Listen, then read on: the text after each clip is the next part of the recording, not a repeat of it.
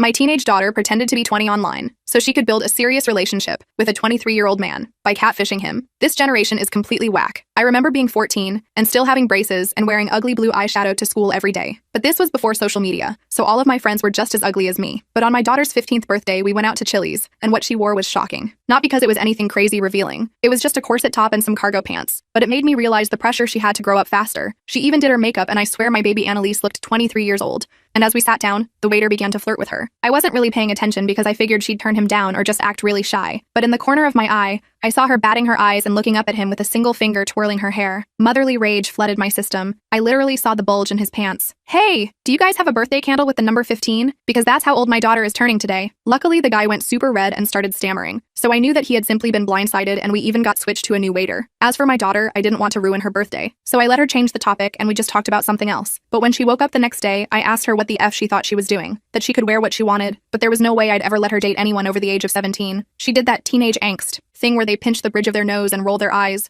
like it was the most original move in the book. So I grabbed her phone and unlocked it with her facial recognition. This time, something in her eyes changed. She begged me not to go through it. It was a good effort, but not good enough. Honey, I love you. And if you were a mother, you'd do the same thing. I then walked into my room and locked the door. There wasn't anything too bad. I did find what people call thirst traps on her TikTok, but her account was private and her following was mostly girls. The worrying part was her Instagram. There were bikini pictures plastered everywhere, with extremely sexual songs and angles. The most disturbing part was they were all taken on vacations that I took her on. Except I, obviously, hadn't taken any of the photos. In her texts were a bunch of guys from her high school that she was very obviously leading on. But amongst them all, one stood out. She had no mutuals with him, and in his bio was the name of a nearby university. My heart dropped. They had met a few months back, when she was 14, after she had met him in a cafe, and they texted for months before it suddenly stopped a few weeks ago. Well, first I needed to make sure that my suspicions were correct. I handed her back the phone and pretended like I was too old to have been able to find anything. I literally saw her smirk, and she even apologized for flirting with the guy yesterday. That night, I went to the guy's college. It was a pretty small campus, and it was a Saturday, so I figured that he couldn't be far. That's when I saw him, outside a frat house with Greek letters completely topless, DJing with a bottle of beer in his hand. I walked up the stairs and tapped him on the shoulder.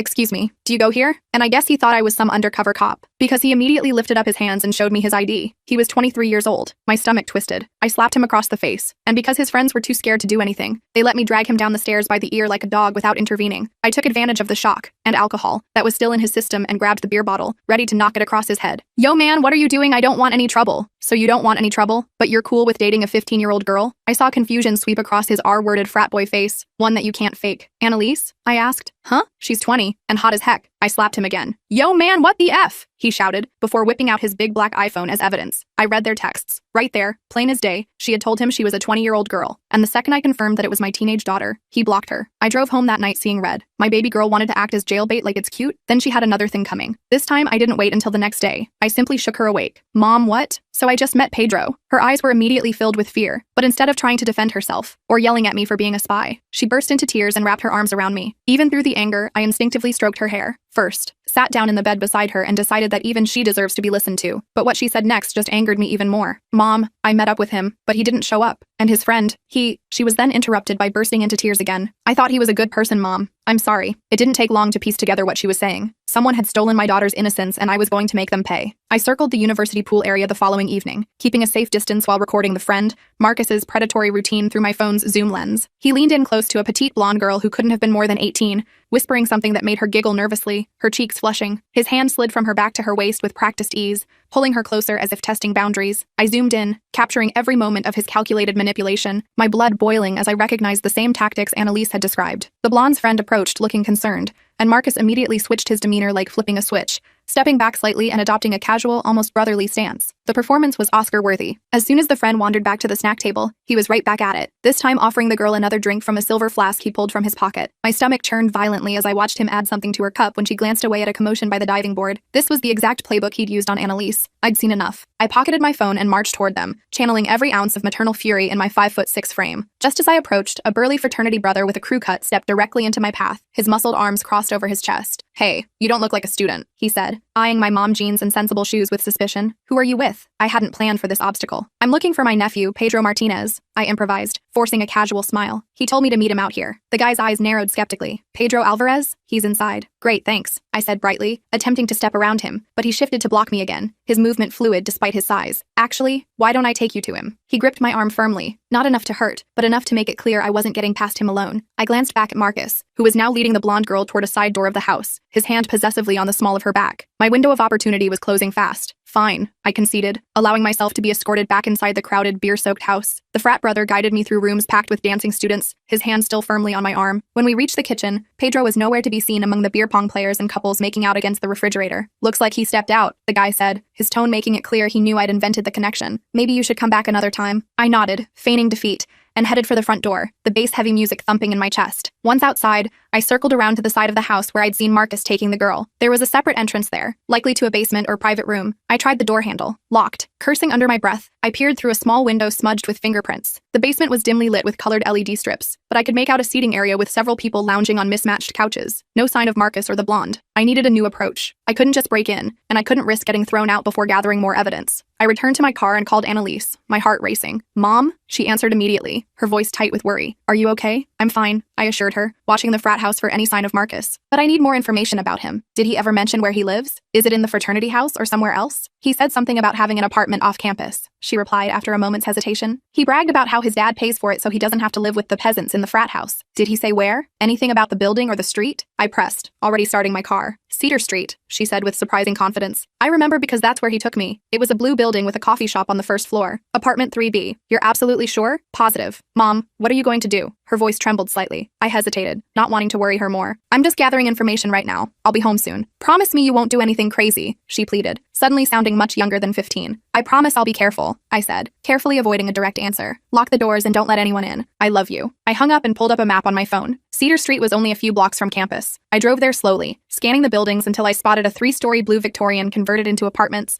with a darkened coffee shop on the ground floor. I parked across the street and waited, watching the entrance, the car's heater barely cutting through the evening chill. My plan was simple. Confront Marcus directly, record the conversation, and get him to admit what he'd done to Annalise and other girls. It wasn't foolproof, but it was all I had. Around midnight, a group of people approached the building, laughing loudly and passing a bottle between them. Through my car window, I recognized Marcus's athletic build among them, his arm wrapped possessively around the blonde girl from the pool. She was stumbling slightly, leaning against him for support, her movements uncoordinated in a way that seemed more than just hammered. 3 other guys followed them, their raucous laughter echoing in the quiet street. My heart raced with renewed anger. This wasn't just about Annalise anymore. That girl was in danger right now. I got out of my car and crossed the street, approaching the group as they reached the building entrance. Marcus, right? I called out, my voice steady despite my racing pulse. He turned, confusion crossing his face as he tried to place me in the dim streetlight. Do I know you? No, but I know you, I replied, stepping closer until I could smell the whiskey on his breath. I'm Annalise's mother. His expression shifted from confusion to recognition to fear in quick succession. The blonde girl looked up at him through unfocused eyes. Who's Annalise? She mumbled, her words slurring together. Nobody, Marcus said quickly, then turned to his friends. Guys, take Brittany upstairs. I'll handle this. One of the other men took the blonde's arm, but I stepped forward, blocking their path. Brittany, do you know these men? I asked her directly, trying to make eye contact. She blinked slowly, swaying slightly. Marcus is in my psych class. We're having an after party. She's fine, Marcus snapped, irritation flashing in his eyes. Just had a few drinks. Mind your own business. Like you minded your own business when you drugged my 15-year-old daughter? I kept my voice low but intense, watching his friends' reactions. His friends exchanged uncomfortable glances. Yo, Marcus, what's she talking about? One of them asked. A tall guy with a baseball cap pulled low over his eyes. She's crazy, Marcus insisted, his casual demeanor slipping. I don't know any 15-year-olds. I pulled out my phone and showed them the screenshot I'd taken from Pedro's Instagram, a photo of Marcus with his arm around Annalise at what looked like a campus cafe. This is my daughter. She's 15. You gave her a drugged drink and tried to assault her 2 weeks ago. The atmosphere changed instantly. One of Marcus's friends let go of Brittany's arm and stepped back, his expression troubled. Dude, is that true? He asked Marcus, who was now visibly sweating despite the cool night air. Of course not, Marcus sputtered,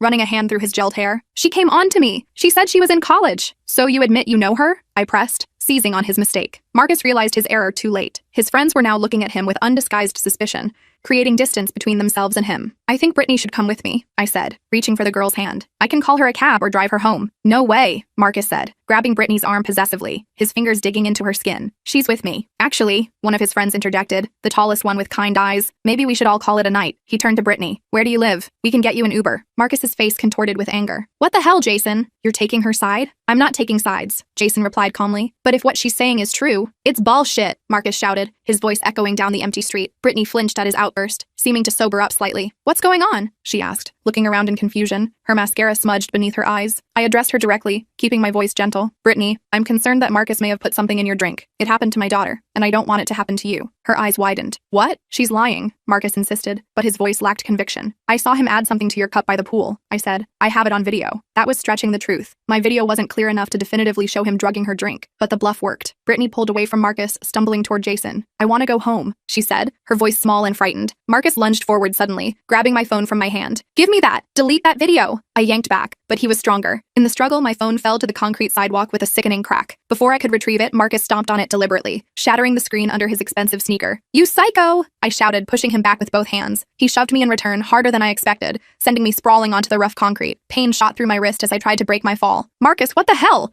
Jason yelled, stepping between us. You can't hit someone's mom, man! She's threatening me! Marcus shouted, his face contorted with rage. She's been stalking me! Jason helped me to my feet while another friend held Marcus back, struggling against his attempts to break free. I'm calling the police, I said, cradling my throbbing wrist. Go ahead, Marcus sneered, his handsome face ugly with hatred. Tell them how you've been following me around campus, harassing me. See who they believe, a respected student or some crazy helicopter mom. He had a point that made my stomach sink. Without my phone and the video evidence, it would be my word against his. And he had friends who could back up his story that I'd approached him aggressively. Jason seemed to sense my dilemma. Look, he said quietly, leaning close so Marcus couldn't hear. I've heard rumors about Marcus before. This isn't the first time. Then help me, I pleaded. That girl needs to get home safely, and my daughter deserves justice. Jason nodded, his expression resolute. I'll make sure Brittany gets home okay. He hesitated, then added, and I know some other girls who've had experiences with Marcus. I can put you in touch with them. It wasn't everything I wanted, but it was a start. I gave Jason my email address, and he promised to contact me the next day. As I drove home with a broken phone and throbbing wrist, I realized this was going to be harder than I thought. Marcus was protected by his friends, by his father's money, by a system that often failed to believe young women, but I wasn't giving up. When I arrived home, Annalise was waiting up for me, pacing the living room in her fuzzy pajamas, her face pale with worry. Mom, she cried when I walked in. I've been trying to call you for hours. What happened to your wrist? I explained everything, finding Marcus, the confrontation, my broken phone, and Jason's promise to help. This is all my fault, Annalise said, tears welling in her eyes. No, I said firmly, taking her hands in mine. What Marcus did, what he tried to do, that's not your fault. Yes, you made some poor choices, but he's the adult who tried to take advantage of a young girl. That's on him, not you. She nodded, wiping her eyes with the sleeve of her pajama top. So, what do we do now? Now, I said, summoning confidence I didn't entirely feel. We build a case. We find other victims, gather evidence, and make sure Marcus can't hurt anyone else. The next morning, I took Annalise to school myself, making her promise to come straight home afterward. My wrist wasn't broken, just badly sprained according to the urgent care doctor. So I wrapped it tightly and went to work with a new burner phone I'd picked up on the way. By lunchtime, I had an email from Jason with contact information for 3 other young women who'd had encounters with Marcus. All were college freshmen, all described similar experiences. Drinks that tasted strange, memory gaps, waking up in Marcus's apartment confused and disoriented. None had reported him officially. One girl, Vanessa, wrote that she'd tried to tell her resident advisor,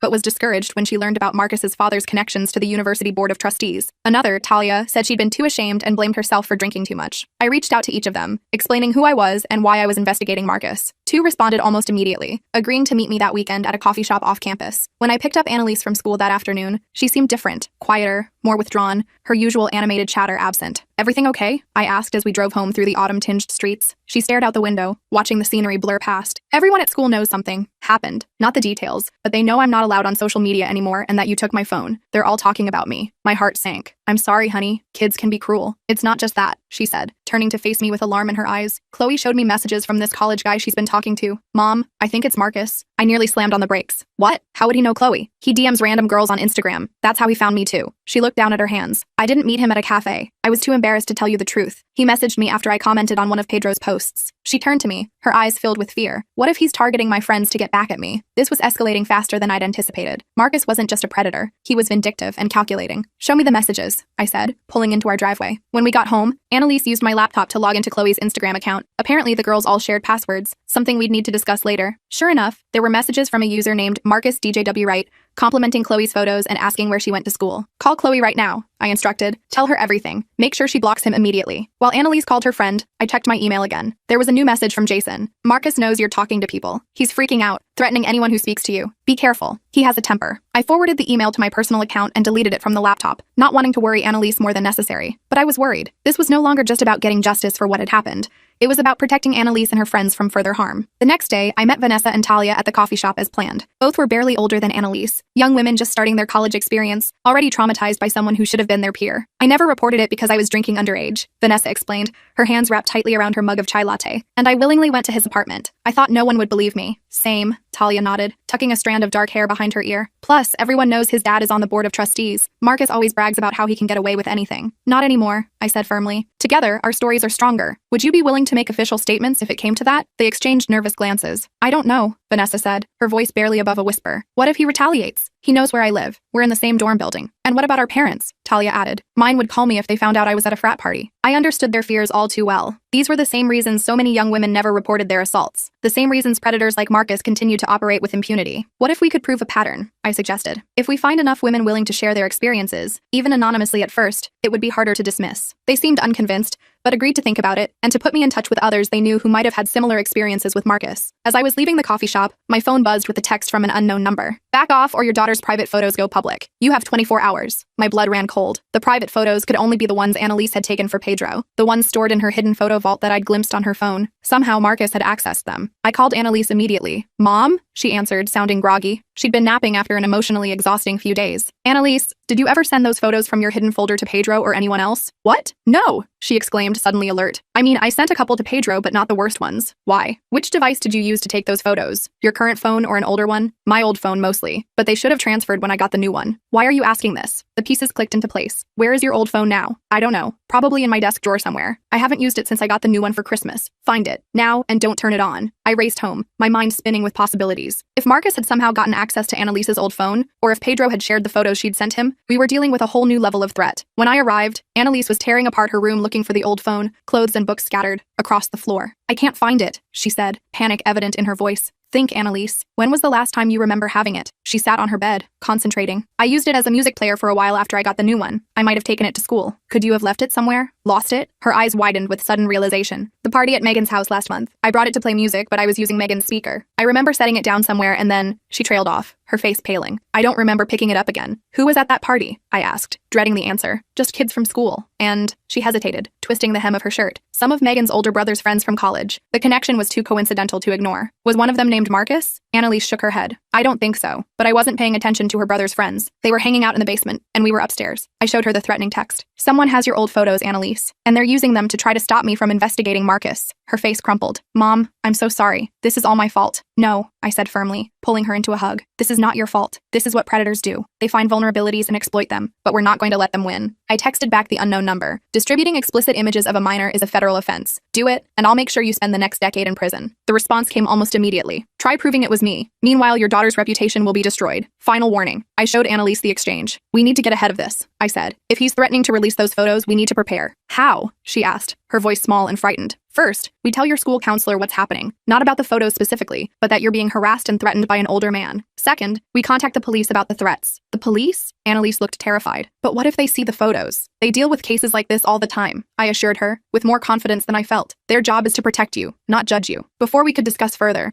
my phone received another text from the unknown number, this time with an image attached. I opened it cautiously. It was a screenshot of an Instagram direct message to one of Annalise's friends, with one of her private photos attached. The message hadn't been sent yet. It was poised, finger hovering over the send button in the screenshot. Last chance, the accompanying text read. Meet me tonight at 8 p.m. at the campus coffee shop. Come alone or the photos go out to everyone on your daughter's friend list. I showed Annalise the message, watching her face crumple in horror. Mom, you can't go, she pleaded, grabbing my arm. It's obviously a trap. She was right, of course. Meeting an angry, cornered predator alone at night was dangerous. But the alternative, having those photos distributed to Annalise's entire social circle, was unthinkable. I have to, I said, my mind already racing through possible scenarios. But I'm not going in blind. I called Jason, explaining the situation without mentioning the photos specifically. Marcus is threatening my daughter, I said. He wants me to meet him tonight at the campus coffee shop. Don't go, Jason warned, his voice tense. He's been drinking all day, talking crazy. Some of the guys are worried about him. I don't have a choice, I replied, hearing the determination in my own voice. But I could use some backup. Jason hesitated. I don't want to get involved directly, but I'll be nearby, and I'll call campus security if anything happens. It wasn't ideal, but it was better than nothing. Next, I called Vanessa and Talia,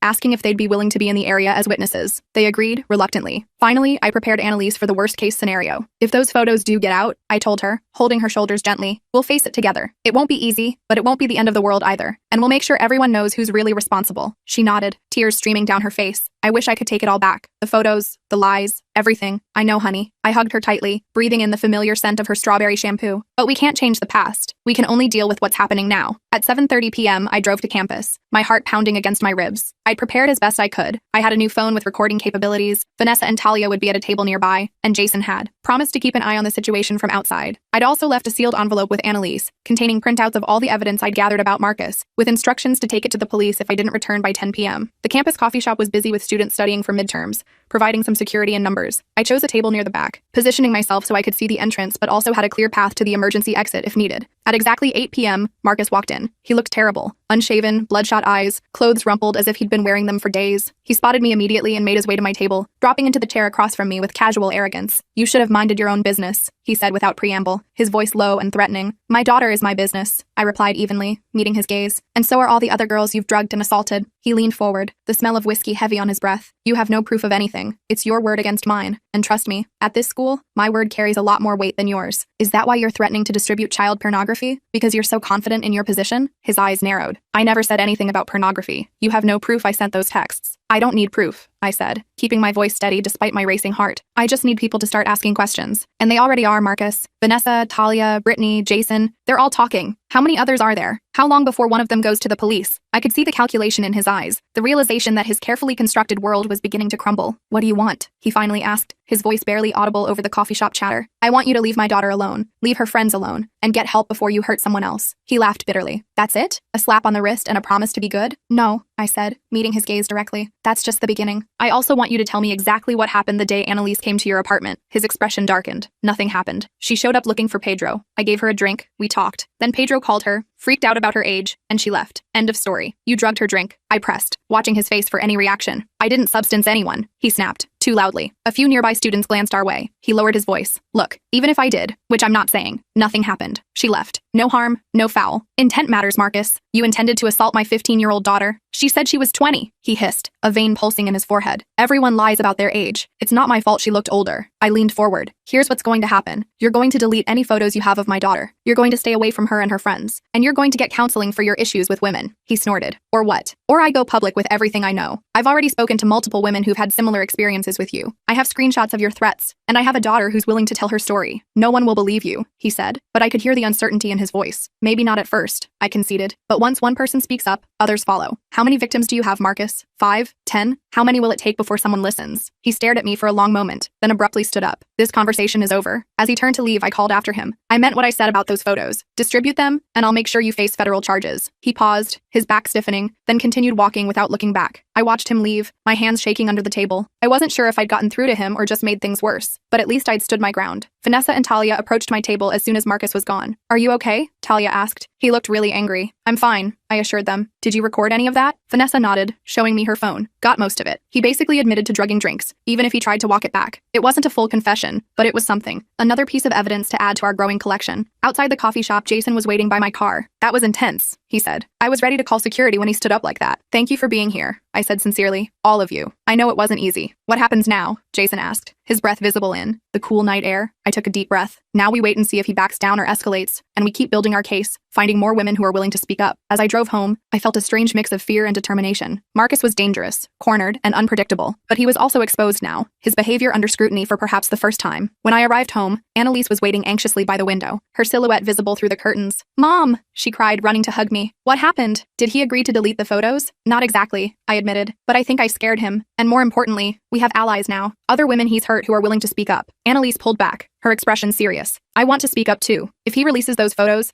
I don't want to hide in shame. I want everyone to know what he tried to do to me." I felt a surge of pride through my worry. My daughter was finding her strength, her voice. "Are you sure?" I asked. "Once we go public, there's no going back." She nodded firmly. "I'm sure. I don't want him to hurt anyone else." That night, as Annalise slept, I sat at my computer drafting an email to the university's Title IX coordinator, the dean of students, and the campus police. I attached statements from Vanessa and Talia, screenshots of Marcus's threatening texts, and a detailed account of what had happened to Annalise. Before I could send it, my phone buzzed with a text from Jason. "Marcus just got arrested for DUI, crashed his car into a campus security vehicle. No one hurt, but he's in custody." It wasn't the justice we were seeking, but it was a start, and it bought us time to build our case properly. I closed my laptop and went to check on Annalise. She was sleeping peacefully for the first time in days, her face relaxed and young-looking without makeup. Tomorrow would bring new challenges, but for tonight at least, she was safe. And I was one step closer to making sure Marcus Wright never hurt another young woman again.